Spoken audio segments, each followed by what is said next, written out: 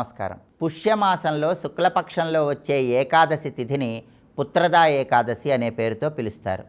పుత్రదా ఏకాదశి సందర్భంగా పుత్రదా ఏకాదశికి సంబంధించిన పురాణ కథను స్మరించుకోవటం ద్వారా జాతకంలో ఉన్న సంతానపరమైన దోషాలను తొలగింపజేసుకోవచ్చు. ఎవరికైనా సరే జ్యోతిష శాస్త్రపరంగా జాతక చక్రంలో 5వ స్థానాన్ని సంతాన స్థానం అంటారు. ఈ 5వ స్థానంలో పాపగ్రహాలైనటువంటి రాహువు కానీ, శని కానీ, కేతువు కానీ ఉన్నట్లయితే సంతానం కలగటం ఆలస్యం అవుతూ ఉంటుంది. అటువంటప్పుడు త్వరగా సంతాన ప్రాప్తిని సిద్ధింపజేసుకోవటానికి పుష్య శుక్ల ఏకాదశి సందర్భంగా ఏకాదశి వ్రతాన్ని ఆచరించటం, పుత్రదా ఏకాదశి కథను స్మరించుకోవటం ద్వారా ఉత్తమ ఫలితాలు కలుగుతాయి. త్వరలోనే సత్సంతాన ప్రాప్తిని సిద్ధింపజేసుకోవచ్చు.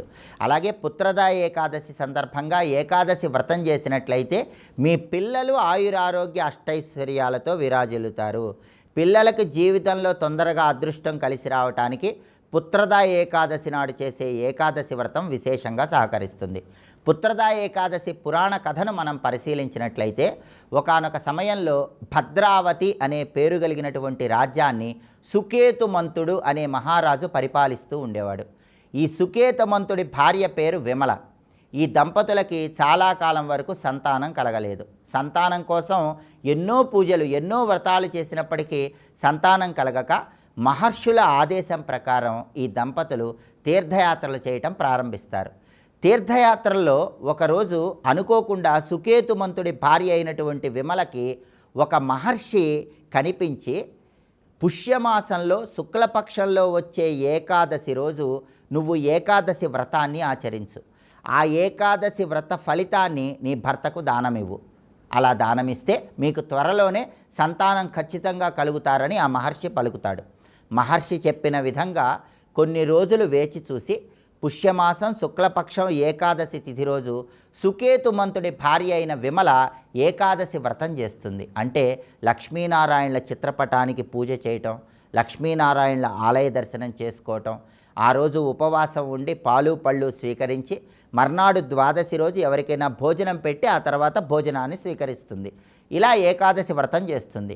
ఆ ఏకాదశి వ్రత ఫలితం మొత్తం కూడా తన భర్త అయినటువంటి సుకేతుమంతుడికి దానంగా ఇస్తుంది. అలా దానం ఇవ్వటం వల్ల, ఈ ఏకాదశి వ్రత ప్రభావం వల్ల ఆ తర్వాత అతి త్వరలోనే ఈ దంపతులకు సంతానం కలిగిందని ధర్మసింధు, నిర్ణయసింధు అనే ప్రామాణిక గ్రంథాల్లో చెప్పారు. ఈ కథను స్మరించుకున్నా కూడా సంతానపరమైన దోషాలు తొలగింపజేసుకోవచ్చు. ఈ కథను వినటం ద్వారా జీవితంలో మీ సంతానం త్వరగా అభివృద్ధి చెందడానికి ఆస్కారం ఎంతగానో ఉంది. కాబట్టి పుష్య శుక్ల ఏకాదశి, పుత్రదా ఏకాదశి సందర్భంగా విష్ణు పూజ చెయ్యాలి, ఏకాదశి వ్రతం చెయ్యాలి. దీనివల్ల సంతానపరంగా విశేషమైన ప్రయోజనాలు చేకూరుతాయి.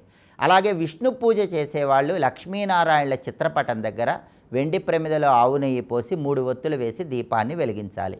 ఇంటి ఆవరణలో పెరిగిన మొక్కల పుష్పాలతో కానీ, తెల్లగన్నేరు పూలతో కానీ, నందివర్ధనం పూలతో కానీ, తుమ్మి పూలతో కానీ, జాజి పూలతో కానీ, తులసి దళాలతో కానీ విష్ణువుని పూజిస్తూ అష్టాక్షరి మంత్రం, ద్వాదశాక్షర మంత్రం చదువుకోవాలి. ఓం నమో నారాయణాయ, ఓం నమో భగవతే వాసుదేవాయ, ఈ 2 మంత్రాలు చదువుకుంటూ పూజ చేసి పచ్చకర్పూరంతో హారతి ఇచ్చి తీపి పదార్థాల్లో పచ్చకర్పూరం కలిపి లక్ష్మీనారాయణల చిత్రపటం దగ్గర నైవేద్యంగా సమర్పించాలి. ఇలా ఇంట్లో పూజ చేసుకున్నాక విష్ణుమూర్తి ఆలయానికి వెళ్ళి విష్ణు ఆలయంలో ధ్వజస్తంభం దగ్గర దీపం వెలిగించి 2, 4, 6, 8 ఇలా సరి సంఖ్యలో విష్ణు ఆలయంలో ప్రదక్షిణలు చేయాలి. రోజంతా ఉపవాసం ఉంటూ పాలు పళ్ళు స్వీకరిస్తూ మర్నాడు ద్వాదశి రోజు భోజనం పెట్టి ఎవరికైనా ఆ తర్వాత మీరు ఆహారాన్ని స్వీకరించాలి.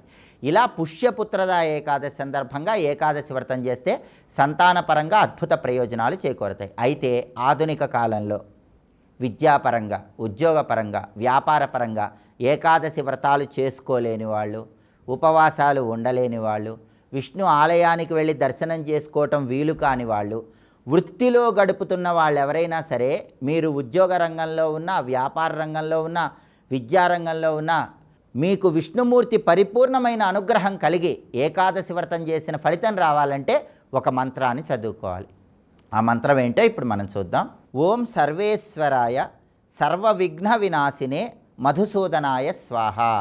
ఇది చాలా శక్తివంతమైనటువంటి మధుసూదన మంత్రము.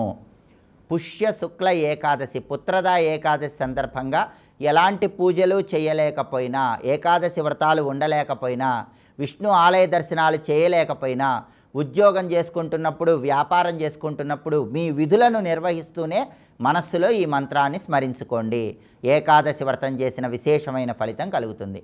అంతటి శక్తివంతమైనటువంటి మంత్రం ఏంటో ఇంకొకసారి చూద్దామా మరి. ఓం సర్వేశ్వరాయ సర్వవిఘ్న వినాశినే మధుసూదనాయ స్వాహ మంత్రజపం చేయండి. విష్ణుమూర్తి అనుగ్రహానికి ప్రతి ఒక్కరూ సులభంగా పాత్రులు కండి. స్వస్తి.